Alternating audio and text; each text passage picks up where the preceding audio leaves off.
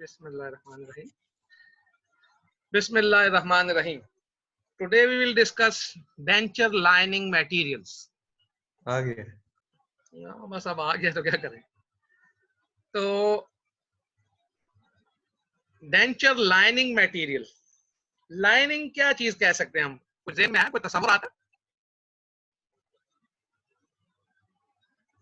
किसी चीज की लाइनिंग करनी है, हम कह रहे हैं इसकी लाइनिंग कर रहे हैं, मतलब ये कि उसकी कोई जो पैरामीटर है। सर हमने वो इन्वेस्टमेंट में भी किया था ना, आई गेस वो वाला।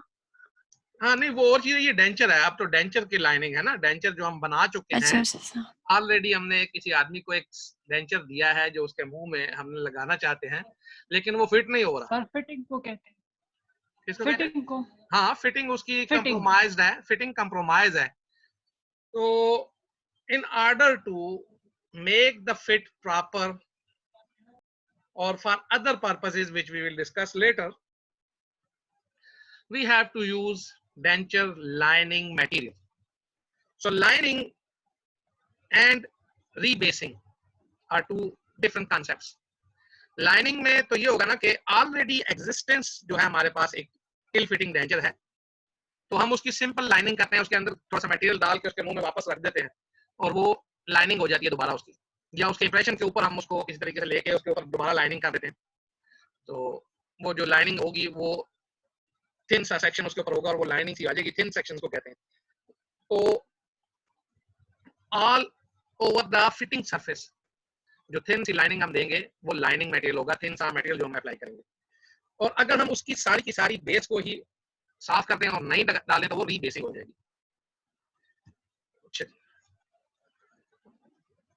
Denture lining material several types and variety of reason कौन सी होंगी? फिटिंग सरफेस जो है वो रिप्लेसमेंट हमें चाहिए, क्योंकि why? To improve the fit, and for this we have two options: whole of the denture base replaced or a lining of self curing resin. Heat curing also can be implied, but usually we give a lining of self curing resin of the fit to the fitting surface of the existing base of denture. Now, sometimes we need a cushioning effect. Patient has a traumatized soft tissue or a bone which is covered by a thin layer of soft tissue. So it is very painful for the patient to use that denture. Then we have to provide him a cushion. ठीक है जी? And this cushion also enable the traumatized soft tissue to recover before recording an impression for a new denture. क्योंकि वो denture हमारे किसी काम का नहीं रहता है जो उसको तकलीफ दे रहा है, तो फिर हम उसका जो ट्रॉमाटाइज्ड टिश्यू है, हमने उसका कोई दांत निकाला हुआ है या कोई उसका ऐसा टिश्यू है, नीचे बोन है जो कि उसके ऊपर जो सॉफ्ट टिश्यू है ओरल वो बहुत ही थिन सा है, तो वो शार्प बोन है, तो वहां पे जो ही वो डेंचर लगता है उसको तकलीफ होती है। तो फिर हमें उसको एक ऐसा इंप्रेशन चाहिए होता है हमें कि वहां पे जहाँ पे बोन वो है वहां पे तो लाजमी वो कुशन हमें परमानेंट ही देना पड़ेगा।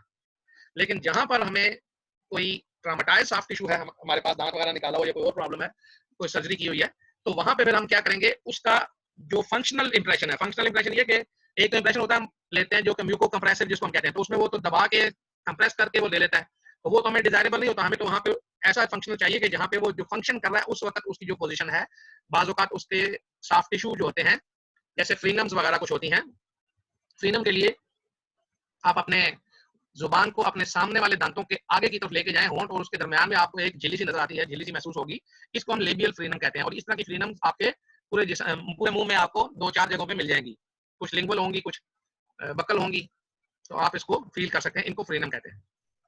नाउ 3 मेन कैटेगरीज और materials are used for lining. Number 1 is hard reline materials, number 2 is tissue conditioners, and number 3 is soft lining material. ठीक है जी? तो वही बात कि अगर उनको बोन जो है बहुत ही कमजोर सा हमारा पेशेंट है या बोन जो है वो बहुत शार्प है, so patient is unable to tolerate। आवाज गायब हो गई। गायब हो गई है, चले खैर है, दोबारा कर लेते हैं। सबर का कहना सबर नशी। अच्छा जी, अब आ रही आवाज? Yes sir. अभी भी वो कहता है your internet connection is unstable. ये सर आज आपकी बहुत ज्यादा वो आवाज कट रही है दरमियान में। हाँ हाँ, वो यही अनस्टेबल हो जाते हैं बाज़ औक़ात। ये असल में मैं भी, मेरा जो घर है ना, ये एक बहुत ही उसके इर्द गिर्द जो है वो दीवारें हैं बड़ी अच्छी, और मैं बिल्कुल अंदर कमरे में बैठा हूँ, इधर तो अमूमन सिग्नल्स भी नहीं आते हैं। अच्छा जी, तो already described that some patients are unable to tolerate a hard denture base। हमारा जो denture base होती है वो अच्छी खासी हार्ड होती है, एंड और वो जो है टॉलरेट नहीं कर सकते due to their physical conditions. बहुत कमजोर भी होते हैं बाज़ औक़ात, और उनकी हड्डियां मतलब नोकीली होती हैं, हम उनको साफ सीधा नहीं कर सकते प्री प्रोस्थेटिक सर्जरी के थ्रू। तो शार्प बोन्स होती हैं और उनको, या शार्प एजेस होती हैं बोन में, so they unable to tolerate the hard denture base, so we provide them a permanent soft cushion on the fitting surface of the dentures। ठीक है जी। now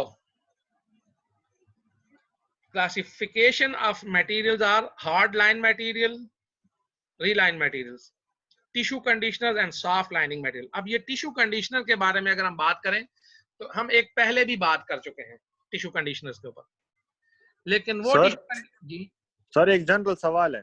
जी जी, ये जिसका जो गम्स जिसके सॉफ्ट होते हैं डेंचर पेशेंट के, उसके मुंह में अगर हम डेंचर रखें ये तो उनसे मुंह से गिरेगा नहीं खाना खाते वक्त या कुछ और करते वक्त? वो गिरता तो लाजमी है, सिर्फ वो ही नहीं, सिर्फ उसका ऐसे होता है कि जब भी हमारे जिस्म के अंदर कोई भी फॉरेन बॉडी जाता है, तो ये डेंचर भी एक फॉरेन बॉडी है ना, तो पूरा जिस्म, हमारा माइंड, हर एक चीज, टिश्यूज, वो कोशिश करते हैं इसको निकाल के बाहर फेंकें। Yes sir. इसके लिए फिर हम डिफरेंट मीन्स लेते हैं, उसके लिए मुख्तलिफ चीजें आप लोगों को आहिस्ता आहिस्ता आती जाएंगी। तो उसमें रिटेंशन लाने की हम कोशिश करते हैं कि वो रिटेंटिव हो डेंचर हमारा, और दूसरे नंबर पे स्टेबल हो। स्टेबल से मुराद ये है कि जब हम वो बातें करें, खाए पिए, तो वो टूट मतलब गिरे नहीं, और रिटेंटिव ये हो कि वो अपनी जगह पे मजबूत भी रहे। ठीक है ना जी? सही है। अच्छा, ये किसकी गाड़ी को स्टेथोस्कोप उसने लगा दिया अभी? सही सर ये अब्दुल्ला है ना? ये स्टेथोस्कोप के साथ तो हमारा कोई काम ही नहीं है, ये लगता है ये नहीं सर, मैंने कबीर सिंह का पिक्चर लगाया सर। हैं? कबीर सिंह का पिक्चर लगाया मैंने। अच्छा चलो, अब टिश्यू कंडीशनर्स की बात हो रही थी बेटा। टिश्यू कंडीशनर, हाँ, टिश्यू कंडीशनर हमने पहले भी पढ़े हैं, और वो पढ़े हमने इंप्रेशन मटेरियल्स में। इंप्रेशन मटेरियल में जो हमने टिश्यू कंडीशनर्स पढ़े हैं, उनका मतलब क्या है कि वो जो टिश्यू कंडीशनर्स हैं हमारे, वो सिर्फ इंप्रेशन लेने में काम आते हैं। ये वाले टिश्यू कंडीशनर जो हैं, ये हमारे इंप्रेशन लेने में भी काम आते हैं, लेकिन इनका ज्यादातर जो फंक्शन होता है वो ये होता है कि जो ट्रॉमाटाइज्ड टिश्यू है उसका फंक्शनल इंप्रेशन लिया जा सके। तो इसलिए इसमें कंफ्यूजन की जरूरत नहीं है। टिश्यू कंडीशनर्स अगर तो आपको इंप्रेशन मटेरियल का आएगा तो वो उधर आएगा, और अगर लाइनिंग में आएगा तो ये टिश्यू कंडीशनर्स दूसरे होते हैं। ठीक है जी? यस सर, समझ आ गई। अच्छा जी। नाउ हार्ड रिलाइन मटेरियल क्या होते हैं जी? Hard reline material are those material which can be used at chair side. Chair side मुराद आप जहां पे खड़े हैं, आपने अपने साथ ही उसके मुंह से वो निकाला डेंचर, उसके देखा ये फिट नहीं आ रहा, आपने उसको साफ किया, थोड़ा सा एब्रेड किया, ठीक है जी, और उसकी रिलाइनिंग कर दी। ठीक है जी, और लेबोरेटरी भेजने की जरूरत नहीं होती हार्ड रिलाइन मटेरियल में, अमूमन उधर से भी किए जा सकते हैं, कोई ऐसी बात नहीं है। ठीक है जी, तो लेबोरेटरी में अगर भेजा जाए रिलाइनिंग या रिबेसिंग के लिए, तो उसमें क्या होता है, वहां पे हम हीट क्योर पॉलीमर के साथ करते हैं, और ये हम जो अपने हार्ड रिलाइनिंग मटेरियल यूज करेंगे अपने इसमें क्लिनिक में चेयर साइड पर, वो अमूमन सेल्फ क्योर होता है, बल्कि होता ही सेल्फ क्योर है। Composition, these are generally supplied as powder and liquid, usually वही होते हैं, मिथाइल मेथाक्रिलेट वाला सारा सिस्टम। टाइप 1 और टाइप 2 दो मटेरियल की टाइप्स हैं। Type 1 material contains methyl methacrylate monomer and type 2 material contains butyl methacrylate monomer. ठीक है जी। And these both are classified as auto polymerising और सेल्फ क्योर रेजन्स। ठीक है जी। And polymerise at room temperature. Now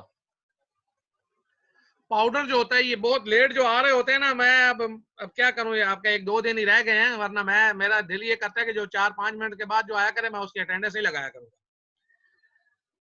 type 1 और type 2 की composition आपको बता दी गई है जी कि पॉलीमर बीड्स होती हैं। टाइप 1 में पॉलीमिथाइल मेथिक्रिलेट होगा और इनिशिएटर होगा, ऑब्वियसली बेंजाइल पेरोक्साइड होगा, और मोनोमर जो होगा वो हमारा वही मिथाइल मेथिक्रिलेट का ही मोनोमर होगा, प्लास्टिसाइजर उसमें होगा, और केमिकल एक्टिवेटर होगा जो कि टर्शरी अमाइन है। टर्शरी अमाइन हमारे पास कौन सा है, हमने काफी डिटेल में पढ़ा हुआ है जी। and dimethyl butylene। जी जी बिल्कुल जबरदस्त। और टाइप 2 में जो है वो पॉली इथाइल मेथाक्रिलेट, ये उससे हायर उसमें आ जाता है। ठीक है जी। वही चीज फिर बेंजाइल पेरोक्साइड, लेकिन इसमें मोनोमर जो है ब्यूटाइल मेथाक्रिलेट होगा, या दो और भी हैं, ब्यूटाइल मेथाक्रिलेट हो सकते हैं, कोई भी हायर मेथाक्रिलेट हो सकते हैं।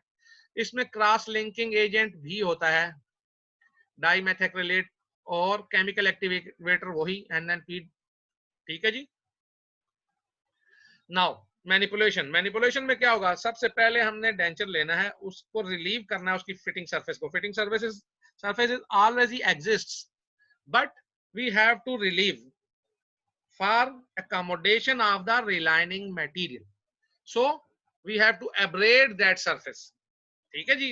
we have to remove some of about 1 or 2 millimeter whichever we have been provided by the material which is present on the fitting surface of the denture। तो ग्राइंड करके हम उसको थोड़ा थोड़ा परे कर देंगे। ठीक है जी। Powder and liquid of hard reline material are mixed and then mix, उसमें वही रिकमेंडेशन जो हमें दी गई हैं मैन्युफैक्चरर की तरफ से, उसके साथ करके फिटिंग सरफेस के ऊपर हमने रख के तो पेशेंट के मुंह में उसको रख देना है। किसको सीट कर देना है, जो हमारे डेंचर्स हैं, और पेशेंट को हमने ये कहना है कि वो आराम से अपने मुंह को बंद कर ले, क्योंकि दांत उसके पहले से बंद हो, हम बना चुके हुए हैं और दांत उसके ठीक हैं। Problem is where in the fitting और in the fit of the denture, not in the occlusion. Occlusion के साथ हमारा कोई काम उसमें नहीं है, सिर्फ फिटिंग उसकी ठीक नहीं है, तो उसके लिए हमने रिलाइनिंग करके तो उसको हम कहेंगे जैसे आपके दांत हैं वहीं पे आप बंद कर लें, तो वो जो ही बंद करेगा हमारा जो डेंचर है वो अपनी जगह पे चला जाएगा। लेकिन कोई लाजमी नहीं है कि ऐसा हो भी, इसमें अमूमन कैंट बन सकता है, लेटरल कैंट साइड पे बंद कर सकता है, यूं करके इधर उधर, शायद मेरा मुंह आपको नजर आ रहा हो तो ये भी हो सकता है आगे की तरफ बंद कर ले, पीछे की तरफ बंद कर ले, तो वो अब उसको हम नहीं वो कर सकते। तो इसमें कोशिश हमारी यही होती है कि अगर वो दांतों को सही प्रॉपर अपनी जगह पे बंद कर लेगा तो हमें एल्वियोलर रिज का सही इंप्रेशन आ जाएगा। ठीक है जी। नाउ सेटिंग उसकी कैसे होगी, वही चारों स्टेजेस आएंगी। ठीक है जी। तो हमने कोशिश ये करनी है कि हम इसको सॉफ्ट कंडीशन जो हो उसकी उसी वक्त ले जाएं, थोड़ी सी इवन जो हमारी ये क्या है, 2 स्टेज से भी पहले थोड़ा सा ले जाएं, या हद ज्यादा से ज्यादा 2 स्टेज में ले जाएं। तो उसके साथ क्या होगा, वो फौरी तौर पे उसका जो है एडजस्टमेंट हो सकती है। हाँ एडजस्टमेंट उसकी आराम से हो जाएगी। 2 स्टेज में वो प्रेशर देगा तो वो ठीक हो जाएगा। उसके बाद सेटिंग जो है उसको सॉरी यूं ही वो हम उसको सॉफ्ट टिश्यू उसने रिकॉर्ड कर लिया तो फौरी तौर पे हम उसको उतार के बाहर रख देंगे और बेंच क्योर के लिए रखेंगे। बेंच क्योर क्या होता है, बेंच क्योर मतलब जो बाहर बेंच के ऊपर हमने रख दिया, इसको हम कुछ और कोई काम नहीं कर रहे इसके ऊपर। ठीक है जी। इसके मुंह से जल्दी हम क्यों निकाल लेंगे, वो इसलिए निकालेंगे कि हमने कहा कि वो 100.3 तक जाता है उसका जो बॉइलिंग पॉइंट है, किसका, इनिशिएटर का ना सर ये उसका टेम्परेचर राइज होता है ना 100 डिग्री सेंटीग्रेड किसी के मुंह में हम तो नहीं कर सकते ना, तो इसलिए हम जो ही वो जरा सा सेटिंग शुरू होती है हम देखते हैं तो हम उसको निकाल लेते हैं और बेंच की ओर के लिए रख देते हैं। वरना फिर ये होता है मरीज के आंसू बह रहे होते हैं, बेचारे का मुंह जल रहा होता है क्योंकि एक्सोथर्मिक रिएक्शन होता है अच्छा खासा। जी जी सर जी अगर रख दिया फिर वो मुंह जल जाएगा उसका। लाजिमी बात है 100 डिग्री सेंटीग्रेड तुम्हारे मुंह के अंदर अगर होगा टेम्परेचर होगा तो क्या होगा, जलेगा नहीं। 100 डिग्री सेंटीग्रेड के ऊपर पानी बॉयल करता है यस सर। तो मुंह का क्या असर होगा। सर जो अच्छा मरीज सर ज्यादा बातें करता है सर उसके मुंह में ये हाँ रख बिल्कुल वो तुम लोग करना ऐसे और फिर बाद में जूते भी खाना उसके जो रिश्तेदार होंगे उनसे। अच्छा जी अब रिलायंट डेंचर जो है इसको फिर जब हम इस तरह से कर लेते हैं तो अगर हम इसको तेजी के साथ करना चाहते हैं, ये ज़हन में रखिएगा, ये अमूमन बाज लोग मिस उसमें आ जाते हैं, आम सेल्फ क्योर को भी वो करते हैं और उसको उठा के तो वार्म वाटर में रखने की कहते हैं। वार्म वाटर है, वार्म वाटर से बॉइलिंग वाटर नहीं मतलब होता, तो हम उसको वार्म वाटर या वार्म वाटर और प्रेशर, ये इसका अपना एक स्पेशली डिजाइन वेसल होती है, प्रेशर वेसल जिसमें हम रखते हैं, तो वहां पे ये होता है और ये अमूमन 4 टाइप्स के लिए होता है। तो ये इसको हम वहां पे एक्सेलरेट कर सकते हैं इसकी सेटिंग को। Now the properties, major disadvantage जो है वो क्या है कि उसके साथ हमने कहा मेथाइल मेथैक्रिलेट मोनोमर है विच इज जी क्या है सर क्या मेथाइल मेथैक्रिलेट मोनोमर है जो वो कि क्या करता है मोनोमर है। इरिटेंट है और वो डायरेक्ट कांटेक्ट में होता है पेशेंट की म्यूकोजा के साथ जिसकी वजह से उसको एलर्जिक रिस्पांस दे सकता है। ठीक है जी, तो इसमें बाज अगर वो कहते हैं जी आप पेट्रोलियम जेली लगा लें, वेसलीन लगा दें उसके मुंह में, ऐसा होता वैसे उससे कुछ नहीं है खास, लेकिन फिर भी उससे अमूमन वाइड्स ही आती हैं, लेकिन चलें मतलब वो उन्होंने कहा हुआ है, लेकिन इससे कुछ फर्क नहीं पड़ता, लेकिन अगर लगा ली जाए तो बेहतर हो जाता है, थोड़ा बहुत पेशेंट को रिलीफ हो जाती है उसमें। सर तो उसके साथ वो नहीं पेशेंट होता। के मुंह में सर फिर वो वेसलीन निकालेंगे कि सर वो वेसलीन से तो कुछ नहीं ये होता सर जी। सर तो अंदर सारा सिस्टम वो हो जाएगा ऑयल नहीं हो जाएगा। वेसलीन से क्या होगा, वेसलीन तो आप वैसे भी लगा सकते हैं, कोई ऐसा मसला नहीं है।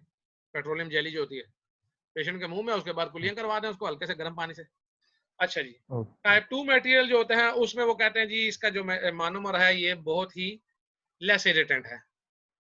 अच्छा जी, अब पोरासिटी इसके अंदर आ सकती है और टीजी जो है वो ये है कि ये दोनों मटेरियल की जो है ना ग्लास ट्रांजिशन टेम्परेचर जो है ये बहुत क्या है लो है, तो इसलिए अगर ये चीज हम यूज करते हैं तो फिर उसके बाद पेशेंट को एडवाइस ये करनी होती है कि आपने बहुत ज्यादा गर्म चीजें नहीं यूज करनी। ठीक है जी, उसके बाद प्लस तो फिर हम जो उसमें प्लास्टराइजर डाल देते हैं ना जी टीजी को इंक्रीज करने के लिए फिर प्लास्टराइजर डालेंगे। नहीं नहीं कुछ भी नहीं डालेंगे, टीजी को हमने किस लिए इंक्रीज करना है, हमारा दिमाग खराब है, किसी के जो मैन्युफैक्चरर उसका टीजी नहीं इंक्रीज करा तो हम क्यों करेंगे। Okay sir. एक चीज ध्यान में रखें, हमने किसी भी चीज के किसी भी मटेरियल के अंदर मॉडिफिकेशन नहीं करनी है। हमने स्टैंडर्ड इसीलिए पढ़े हैं कि स्टैंडर्ड का मतलब ये है कि हमने जो काम करना है वो स्टैंडर्ड पे करना है, और जो मैन्युफैक्चरर हमें चीज दे रहा है वो एक स्टैंडर्ड पे होती है, और हमने उसके अंदर स्टैंडर्ड के अंदर हाथ नहीं मारना। ठीक है जी, तो हमने अपनी तरफ से किसी चीज को भी वो नहीं करना है, उसके अंदर कोई भी मॉडिफिकेशन नहीं करनी है जब तक कि हमें बहुत ज्यादा किसी चीज की जरूरत ना हो। अच्छा जी, प्लास्टिसाइजर जो हैं वो क्या करते हैं, उनकी वजह से हमारी ये टीजी वगैरह जो है ये इंक्रीज होती है, और हायर मेथैक्रिलेट जो है इथाइल और ब्यूटाइल भी होते हैं, इसलिए उसकी वजह से भी टीजी हमारी लो होती है। Sorry, now due to these dimensional instability भी जो है वो हमारी ज्यादा हो जाएगी ना, इंस्टेबल होगा, क्योंकि टीजी जो है उसके साथ वो कभी अगर चाहे उसने गर्म पी ली उससे भी डायमेंशनल इंस्टेबिलिटी आ सकती है, और कोई चीज इस तरह से हो गई उसमें भी ये प्रॉब्लम हो सकती है हमारे साथ, कोई भी गर्म उसने ले लिया तो सिलसिला खराब। नाउ पोरस हो सकते हैं क्योंकि इसकी ये थिक होते जाते हैं, तो जब इनको हम मिक्स करते हैं तो उसके दौरान इसके अंदर इंक्लूजन आ सकती हैं, इस वजह से ये जो वाइड्स वगैरह होती हैं, क्योंकि विस्कोसिटी इसकी तेजी से सेट हो मतलब इंक्रीज होती है तो वो वाइड जो है वो हम उनको एलिमिनेट नहीं कर सकते। हाँ, उसके अलावा एक और चीज होती है कि ये इसकी जो अपीयरेंस होती है को अच्छी नहीं होती, इसका कलर जो होता है थोड़ा सा वो अनसाइटली हो जाता है। थिकनेस को भी अगर हम देखें तो होगा क्या कि एक तो इसके अंदर पोरासिटी वगैरह जो आ जाती है, वाइड्स आ जाती हैं, तो उसके अंदर हमारे माइक्रो ऑर्गेनिजम्स आ सकते हैं। Candida albicans is the most prominent one और it is more difficult to clean. अच्छा जी, उसके अलावा एक और ये होता है कि इसमें थिकनेस जो है ज्यादा हो जाती है। जब भी हम रिलाइन करेंगे तो अब हमारे पास जो पहले हमने किया हुआ वो तो हमने 2 पार्ट मोल्ड में बाकायदा कंप्रेस करके एक खास प्रेशर के साथ किया होता है, जबकि यहाँ पे तो वो प्रेशर नहीं होता। मरीज के मुंह में तो उतना प्रेशर हम नहीं ला सकते, तो उसको हम जेंटली मतलब उसको कहते हैं आप क्लोज करें, तो उसमें अमूमन हमारी थिकनेस और हाइट जो होती है डेंचर की वो ज्यादा हो जाती है। ठीक है जी, तो इसके साथ ये जो थिकनेस होती है ये हमारी फ्री वे स्पेस को खत्म कर देती है। फ्री वे स्पेस क्या है? आप अपने दांत जरा से बंद करें और फिर मुंह को थोड़ी देर के लिए ढीला छोड़ें, आप देखें आपके दांत थोड़ी देर में वापस अपनी जगह पे आ जाएंगे, थोड़ा सा एक दूसरे से अलग अलग हो जाएंगे। ये फ्री वे स्पेस होती है, ये दांतों के दरमियान में छोटा सा फासला। जब आप मुकम्मल, क्योंकि आप मुकम्मल तौर पे क्लेंच करके यूं करके दांत आपस में जोड़ के रखें नहीं रख सकेंगे, थोड़ी देर में ही वो दांत एक दूसरे को छोड़ देंगे। तो ये जो स्पेस होती है ये हमारी फ्री वे स्पेस होती है। जो इसका वर्टिकल डायमेंशन होती है, ओक्लूजो वर्टिकल डायमेंशन के अलावा ये एक छोटी सी स्पेस होती है जो कि हमें फैसिलिटेट करती है। ये हमारे टीएम जॉइंट जो होता है हमारा टेम्पोरोमैंडिबुलर जॉइंट, उसको ऊपर किसी किस्म का प्रेशर नहीं आने देता। अच्छा जी, उसके बाद वही चीज कैंट वगैरह हमने बात कर ली थी कि इसमें वो इधर उधर जब हम बंद करते हैं मुंह तो वो साइड बाय साइड या जो पुअर ऑपरेटर टेक्निक होती है उसकी वजह से ज्यादा बल्क हम लगा देते हैं या ज्यादा बल्क एक साइड पे चली जाती है जो कि अनडिजायरेबल है। तो पैलेट जो है खास तौर पे पैलेटल साइड के ऊपर थिकनेस जो है वो हमारी अमूमन इंक्रीज कर जाती है, जो कि पेशेंट के लिए बहुत ज्यादा प्रॉब्लमेटिक होती है। ठीक है जी, उसके बाद होगा क्या, टेम्परेरी और सेमी परमानेंट सोल्यूशन है ये भी ध्यान में रखिएगा। जो हम चेयर साइड रिलाइनिंग कर रहे हैं या रिलाइनिंग कर रहे हैं ये कोई उसकी परमानेंट सोल्यूशन नहीं है। ठीक है जी, परमानेंट सोल्यूशन यही है कि आप दोबारा उसका इंप्रेशन लें और दोबारा उसको बना के दें। Now tissue conditioners, tissue conditioner जो है ये हमारे पास ये सॉफ्ट डेंचर लाइनर्स हैं ओरिजिनली। हम आगे भी जाके पढ़ेंगे सॉफ्ट डेंचर लाइनर्स जो हैं। तो टिश्यू कंडीशनर जो है ये ओरिजिनली सॉफ्ट डेंचर लाइनर्स ही हैं, लेकिन चूंकि ये हमें कुशन प्रोवाइड करते हैं temporary, so that is why these are called as tissue conditioners, and they also provides prevents masticatory loads from being transferred to the underlying hard and soft tissue. Now tissue conditioner and soft liners, there is a difference. Tissue conditioners are used only for 24 to 36 hours, and after that they should be replaced, while denture liners, soft denture liners are required to be present for a longer period of time. जी, longer period of time. for longer period, especially for weeks and for months. And the permanent soft tissue liners are required to be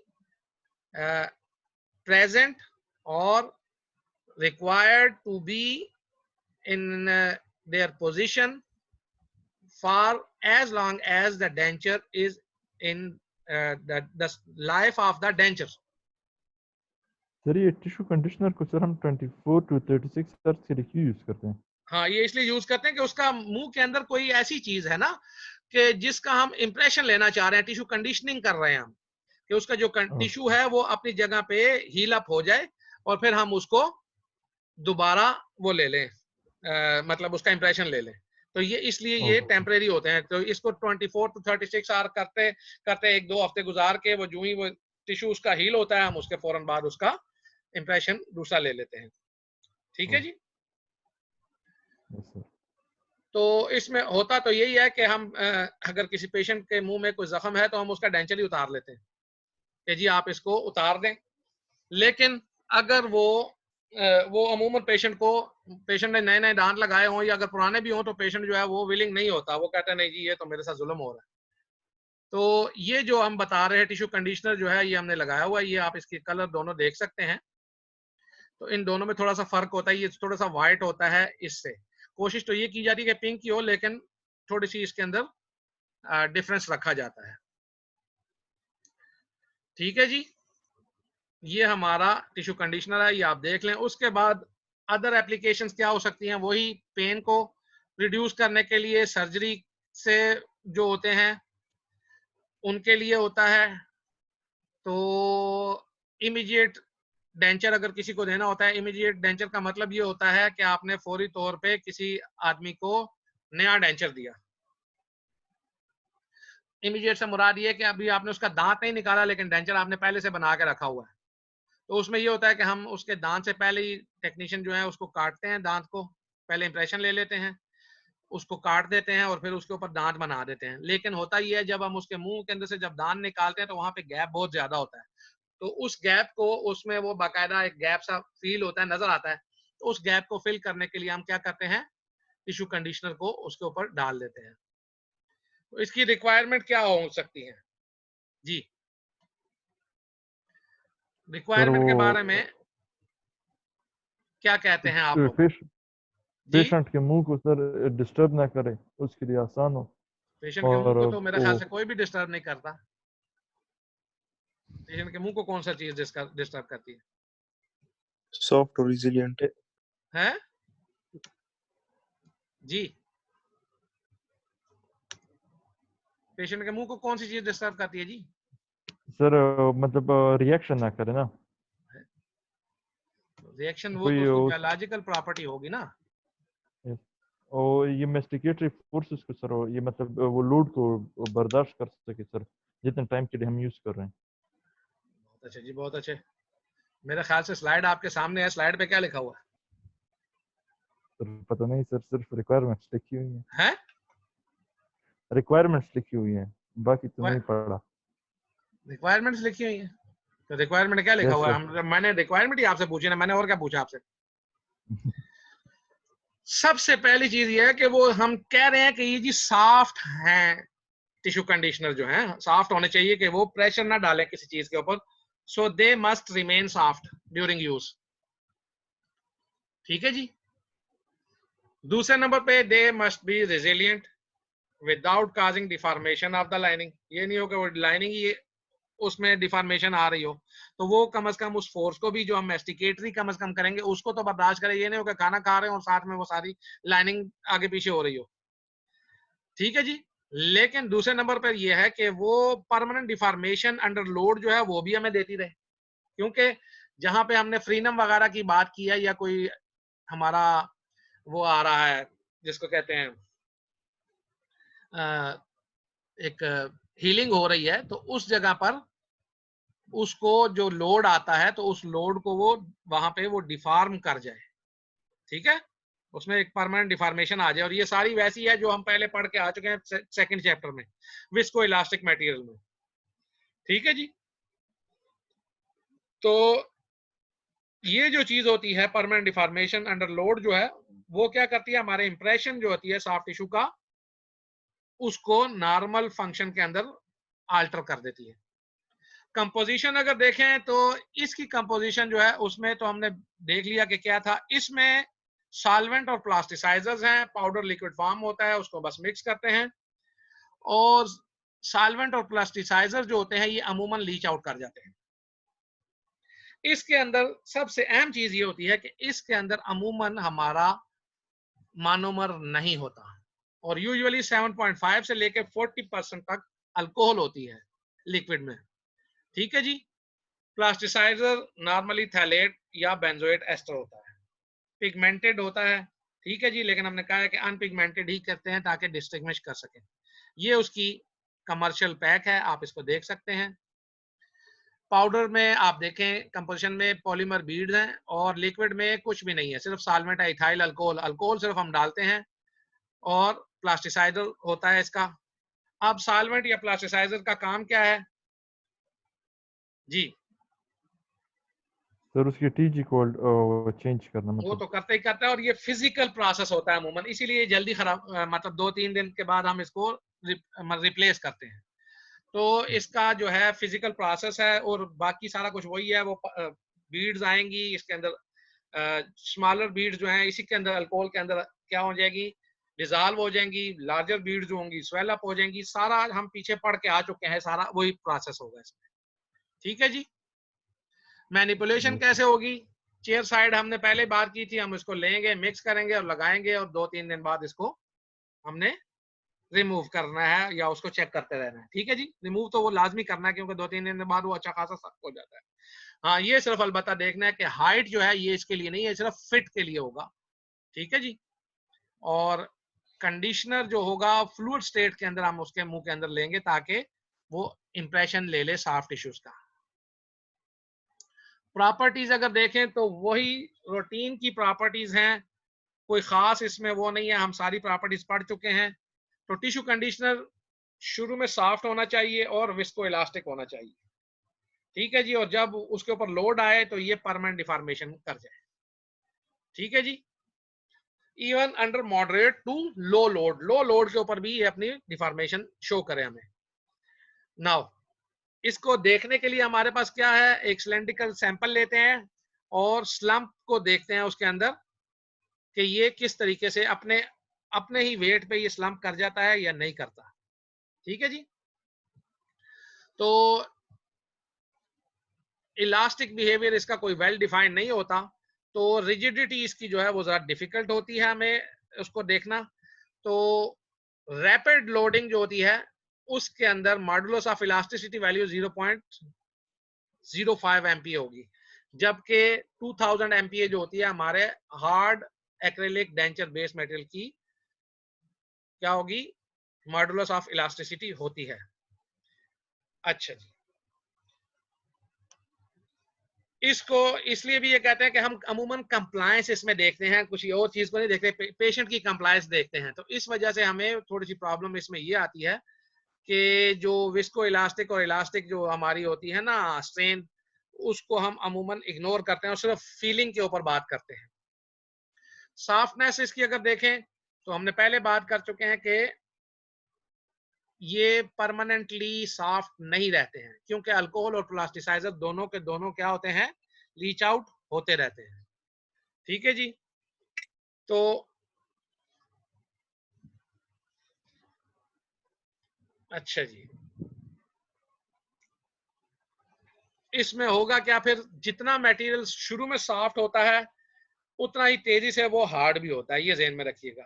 और जितना शुरू में हल्का सा hard होगा या hard होगा, वो देर तक हमारे पास सॉफ्ट रहता है। तो वही 2-3 दिन के बाद हमने इसको चेंज करना होता है। और visco elastic properties already described in chapter 2। वही मैक्सवेल और वाइट मॉडल जो हैं वही हमारे पास होंगे, या मिक्स भी हो सकता है सीरीज में। ठीक है जी। वही जीरो और वो जो हमने कर्व्स बनाई थी वही इसी में आएंगी, आगे आप देख सकेंगे। ठीक है जी। सबसे अहम चीज ये होगी कि ये मटेरियल जो है ये नॉन इरिटेंट होते हैं। पहले वाले जो थे वो इरिटेंट थे और लेस इरिटेंट थे, जबकि यहाँ पे चूंकि अल्कोहल है और प्लास्टिसाइजर्स हैं तो ये नॉन इरिटेंट कहते हैं कहलाएंगे। Now temporary soft lining material.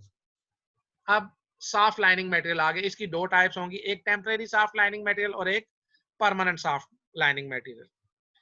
सो टेम्परेरी सॉफ्ट लाइनिंग मटेरियल में क्या होगा, इसको हम 1 या 2 महीनों तक रख सकेंगे, उसके बाद ये हार्ड हो जाएगा, या मतलब 1-2 महीने के अंदर ये हार्ड हो जाता है, तो इसको हम टेम्परेरी कहेंगे। परमानेंट जो होगा वो सालों तक चलेगा। ठीक है जी। तो चूंकि जो इनका जो सिस्टम है वो बिल्कुल वैसा ही है जैसे हमारे पास हमने पहले बात की है टिश्यू कंडीशनर की, वही इनका मेथड होगा मैनिपुलेशन का। ठीक है जी।